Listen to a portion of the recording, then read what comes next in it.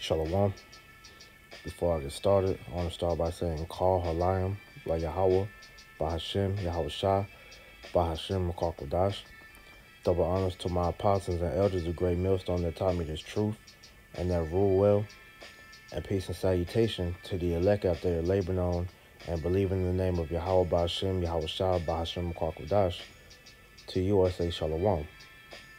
This is the brother Amwan from the GMS Charlotte camp, coming back with another lesson through the spirit and power of Yahweh B'Hashem, Yahweh Shah, B'Hashem, Makar. In this lesson, I want to entitle, This is a Calls to Arms to You Men. Alright?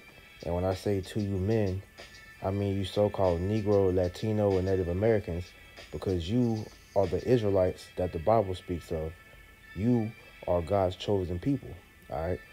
And this truth, alright, this is a call out for you to come back and repent to the Heavenly Father so that the nation of Israel can be brought back to the righteous state that we were created to be, man. All right? Because here in America, all right, you tribes, man, all right, you are downtrodden to the point to where you have been degraded to a slave, man. Where you have the mentality of a slave when altogether the Lord created us to be kings, to be a holy people unto him, man. All right? And Esau, the so-called white man, has done everything in his power to make sure that our people don't return to that godly state that we once was, man. All right? So this is a call to arms unto you Israelite men.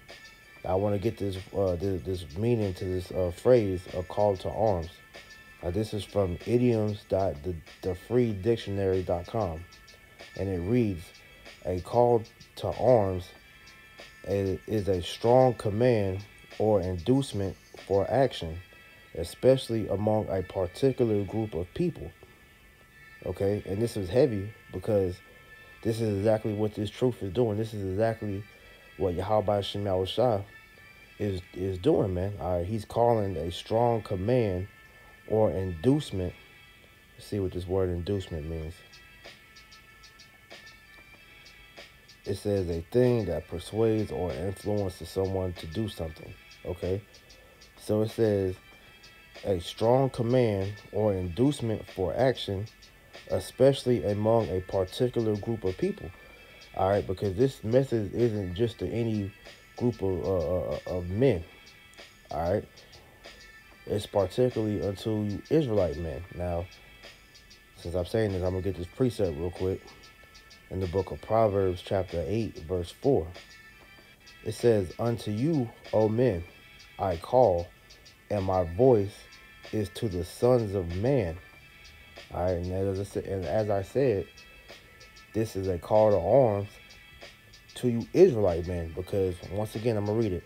A strong command or inducement for action, especially among a particular group of people. Now, who is that particular group of people? All right, the Lord said that he's calling unto you. It's like Proverbs 8:4, unto you, O men, I call, and my voice is to the sons of men, which is going into you so-called Negro, Latino, and Native American tribes, man. All right, you are the men, that special group that the Lord is calling out to, because out of all the nations in the earth, all right, you are at the bottom, and that's not by coincidence or accident. This is all by design, thanks to this American system designed by the so-called white man who was the Edomites of the Bible, man. Because they don't want you to return to that godly-like status that Yahweh Shem Yahweh Shai created us to be like, man. All right? So they have done everything in their power to create a system to keep you systematically oppressed, depressed, and suppressed, man. All right? Because we have greatness within us, because we have the spirit of Yahweh Shem Yahweh Shai within us, and yet you look at the state that our men is in this society, and you wouldn't even think that there's greatness in us, man, because we are the most downtrodden people on the earth, man. But this is Yahweh Shem Yahweh Shai calling to action for you people to wake up, man. All right? But we see that Yahuwah Shem Yahushua, he didn't call everybody. He didn't want everybody to get this message. Yeah, he's speaking unto all the nation of Israel. All right, but they don't hear it, man. All right, this is the book of Job, chapter 33, verse 14. It says, "For Yahuwah Shem Yahushua speaketh once, yea twice, yet man perceiveth not." All right, the Lord is constantly calling out for his men to wake up, man. All right. Now I want to get this in the NLT. It says, "For Yahuwah by Shem Yahushua speaks again and again, though people do not recognize it," right? And the Lord is doing that through the different signs and the times of the earth, the prophecies, and even through, different events that's going on, within society, man. All right. The Lord is reprimanding this weak nature that men have adopted here, man. All right, He's calling forth that manly spirit back into the earth, man. All right, that manly spirit of the ancient times, that our people once had, man. All right, because if you look at the state of men today compared to the men of old, man. All right, they don't measure up in the least. All right. The Lord, he made us, a completely different back then, man. All right, but like I said, through the things that Esau has done today, man. All right, he's totally killed masculinity, man. All right, but yet Yahuwah Shem Yahushua is making it known that spirit is coming back in the earth, man. All right, because look how he's destroying feminism, all right, with this red pill movement, man. All right. Look how he's pretty much forcing men to man up, all right, through pretty much through this truth, man. All right, that's one of the ways you can see this, man.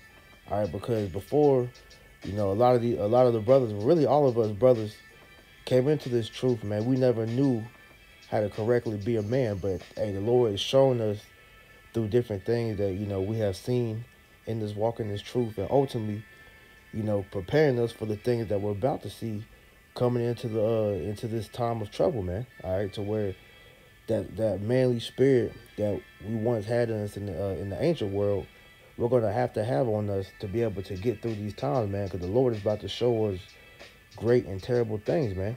All right, and if you are not strong-minded, all right, you will not be able to get through these times, man.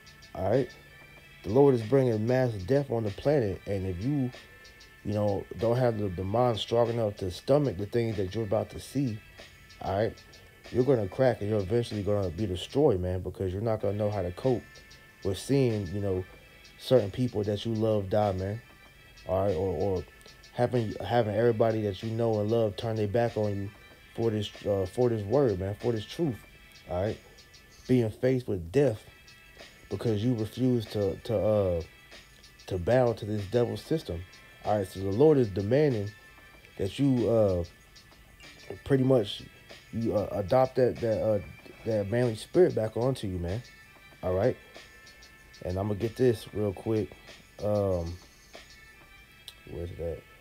Job, chapter 38, verse 3, and it reads, "Gird up now thy loins like a man, for I will demand of thee, and answer thou of me." It says, "And answer thou me." All right, but Yahuwah Shem Yahushua said, "Gird up now thy loins like a man." All right, and I want to get this word "gird up" in the blue letter concordance. All right, the word "gird up," it means in the Hebrew, izar, and the word izar, it says, gird, encompass, equip, clothe, and the main definition is right here, 1D. It says, gird oneself for war.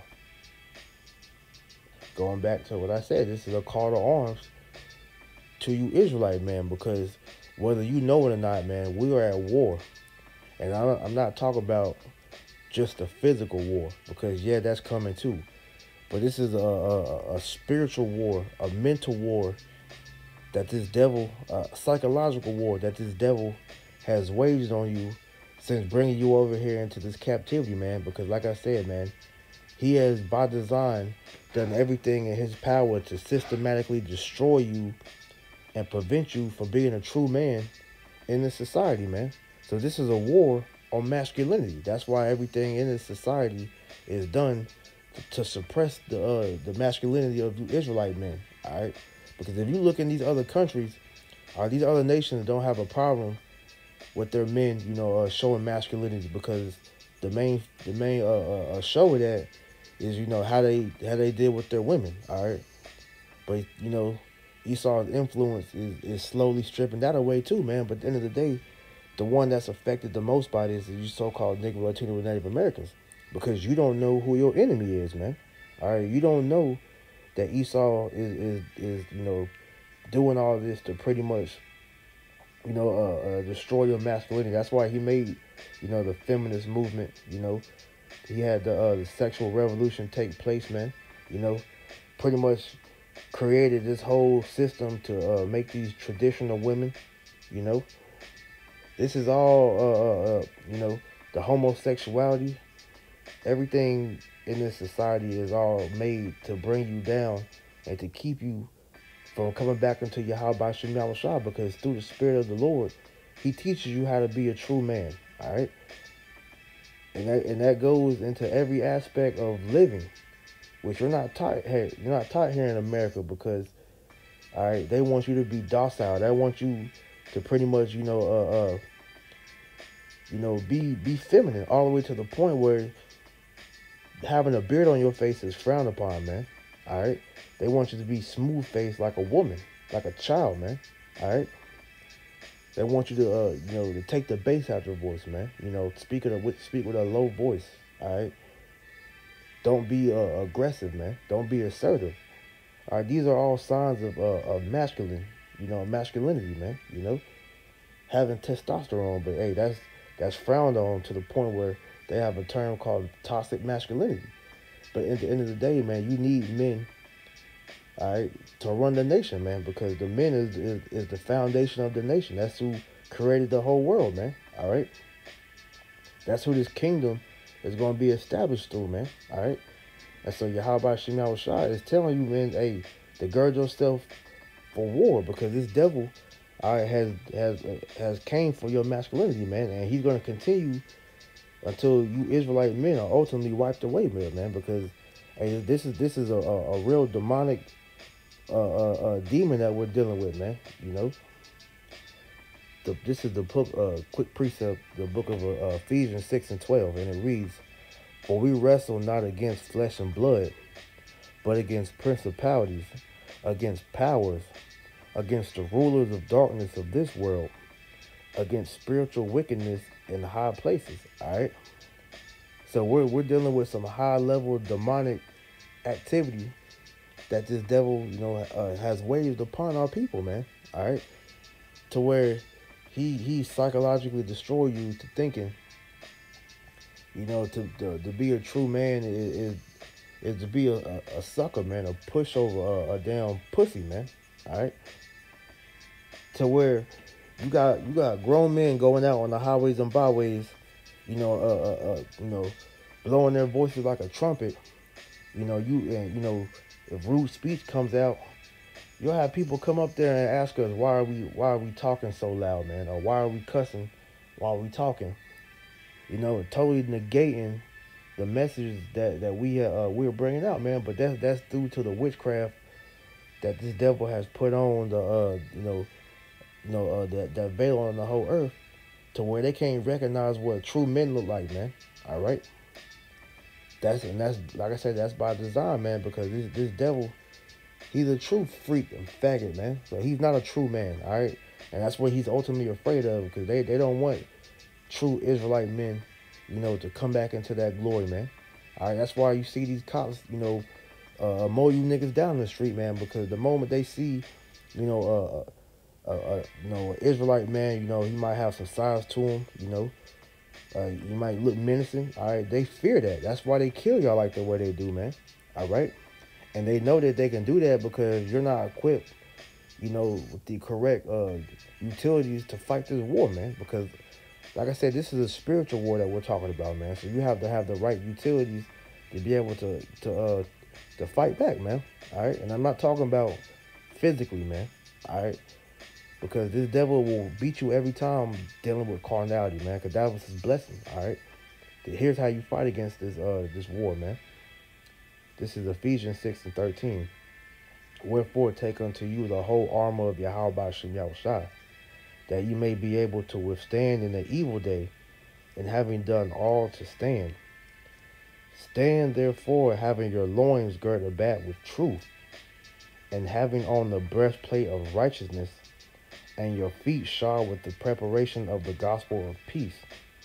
Above all, taking the shield of faith, wherewith you shall be able to quench all the fiery darts of the wicked, and take the helmet of salvation and the sword of the Spirit, which is the word of Yahuwah Shem Yahushua, praying always with prayer and supplication in the Spirit, and watching therefore unto the perseverance of and supplication of the saints. Now, I want to break this down. So, going back, this is back in Ephesians 6:14. It says, "Stand therefore, having your loins girt about with truth." All right, and you won't just talking about your balls, man. All right, it says having your loins girt about with truth. Did the Lord not tell us to gird up your loins like a man? Okay. It says, and having on the breastplate of righteousness. All right. It says, with your feet shod with the preparation of the gospel of peace. All right. Because the Lord, hey, we are walking that path, to righteousness, man. So this gospel, all right, is what we should be following after to do right, man. All right. It says the preparation of the gospel of peace, and above all, taking the shield of faith. All right, because this is our defense, is our faith, man. Because this is what we fall back on when we are tried, when we are attacked, man. All right, that's our backbone, because our faith in Yahuwah Shem Yahushua is going to stand firm against anything that comes against us, man. Where ye shall be able to quench all the fiery darts of the wicked. So everything that this devil is going to, come at us with, all right, Yahuwah Shem Yahushua is going to protect us from that, man. All right, and you have to believe that. And take the helmet of salvation. All right, and that helmet of salvation, that's where your mind should be on, man. Is on deliverance, man. All right, getting out of this place, man. All right, that belief that the Lord is going to get us out of here, man. And the sword of the Spirit, which is the word of Yahuwah Shem Yahushua. And that's how we fight back, man. That's how we get at this devil, because he can't handle the Spirit, man. That's why he wants Jake to get carnal, man. All right, the scriptures tell you, all right, that this word is sharper than any two-edged sword, piercing the asunder of the matter of fact, let me get that, man. I don't want to butcher it. Before I get that, though, so we're talking about that sword. This is the book of 2 Maccabees, chapter 15, verse 16. And it reads, "Take this holy sword, a gift from Yahuwah Shem Yahushua, with the which, I'm read it over. Take this holy sword, a gift from Yahuwah Shem Yahushua, with the which thou shalt wound the adversaries." All right? And how are you going to wound the adversaries with this holy sword? All right? I'll put it backwards. This is the book of Hebrews, chapter 4, verse 12. It says, "For the word of Yahuwah Shem Yahushua is quick and powerful, and sharper than any two-edged sword, piercing even to the dividing asunder of soul and spirit, and of the joints and marrow, is a discerner of the thoughts and intents of the heart." Now let's get this in the NLT. It reads, "For the word of Yahuwah Shem Yahushua is alive and powerful. It is sharper than the sharpest two-edged sword, cutting between soul and spirit, between joint and marrow. It exposes our innermost thoughts and desires, man. All right. And when you fight this devil with this sword, man, all right, with this truth, all right, it exposes him, man, and it shows you the true intents of this heart. And that's what, Esau, 2/3, and whoever, man. It exposes the wicked to show their true inner nature, man, which shows that they're wicked, man. All right, and this is why they want to get, this truth pretty much out the earth, man, because this is how men are coming back to that masculine state, man, because this truth is making us men again. All right. And that was pretty much the point on that. So, let's see what else I got on here. Because at the end of the day, man, hey, the Lord is requiring us to man up, man. All right? Because at the end of the day, this is what's going to bring the kingdom of heaven back. All right? This is what's going to bring our women back. All right? Because right now, all right, we don't have any power, and we know that women are attracted to power, man. All right. And so until the Most High puts that power back into the earth, all right, Israel will not be, respected like that, man. Okay. But until we get that power, all right, we have to, prepare our minds for it, man. Okay. This is Isaiah 46:8. Remember this and show yourselves men. Bring it again to mind, O ye transgressors. Remember the former things of old, for I am Yahuwah B'Shem Yahushua, and there is none else. I am Yahuwah B'Shem Yahushua, and there is none like me. All right? So it says, remember this and show yourselves men. Bring it again to mind, O you transgressors. Remember the former things of old, man. All right? You need examples on how, how to be men. You read the accounts of our forefathers, man. All right, like this picture I got on the screen, man. This is a illustration of King David after he slew Goliath, man. All right, King David is a beautiful example. How you pretty much become a man. All right, because the scriptures foretell King David pretty much and show you that transition from when he was a boy and how he became a man, all right? Because he was a tiller to the sheep. And he went from, a sheep herder into a king, man, all right? King Solomon, all right? The prophets, Yahuwah, man, all right? All these different men of old that is written about in these scriptures, man, you have to go back and read about them. Elisha, Elijah, Daniel, Isaiah, everybody, man. All right, all these great men. Okay.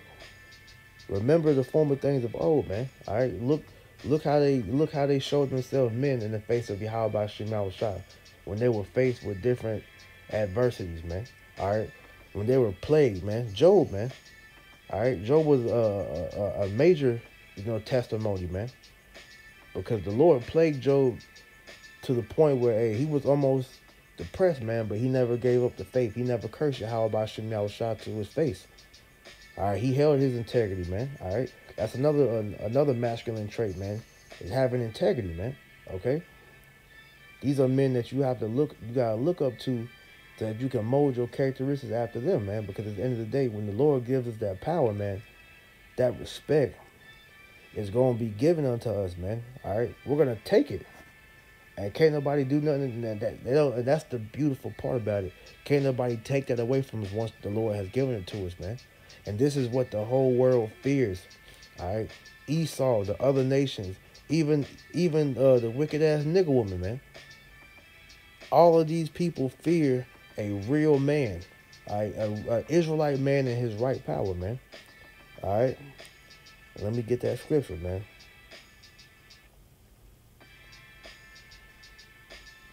All right, 1 second.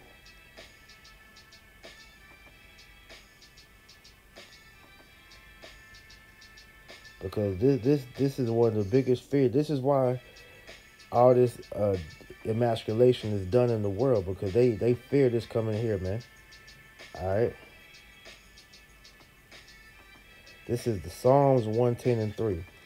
It says, "Thy people shall be willing in the day of thy power, in the beauties of holiness, from the womb of the morning, thou hast the dew of thy youth." All right.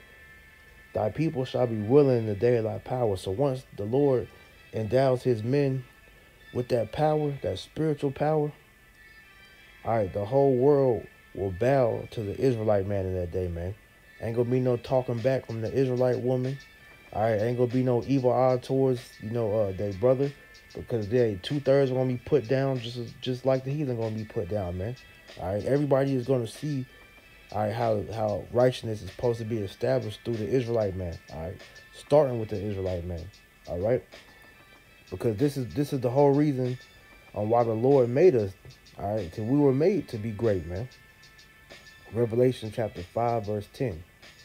It says, "And has made," it's like, "and has made us unto our power kings and priests, and we shall reign on the earth." Because when we get that power, all right, we're going to establish the world, in righteousness, man. All right, because the elect is going to be the governing body of the nation of Israel. And through the elect, all right, the world will be put back in proper order. The nations will go into subjection under the nation of Israel. All right. And the world will be able to be at peace finally, man. All right. But that's all. It all starts and centers around the Israelite man getting himself together with the Lord, man. All right. That's the only way we're going to get that power. Because the Lord made us to be kings and priests on the earth, man. All right. So once we take the kingdom, as the scriptures tell you in Daniel, the saints shall take the kingdom. All right. We're going to establish the kingdom under the law, statutes, and commandments of Yahuwah Shem Yahushua, like it tells you in the book of Micah, chapter 4. Okay. And the nation of Israel is going to be populated through the earth again, man. Because the 2/3 that are going to be put to death on this side, they're going to come out through the loins of the elect, man. All right, because that's ultimately what the Lord created us to be, man. A nation of kings and priests, man. All right, and if pretty much the forerunners of the kingdom are going to be kings and priests.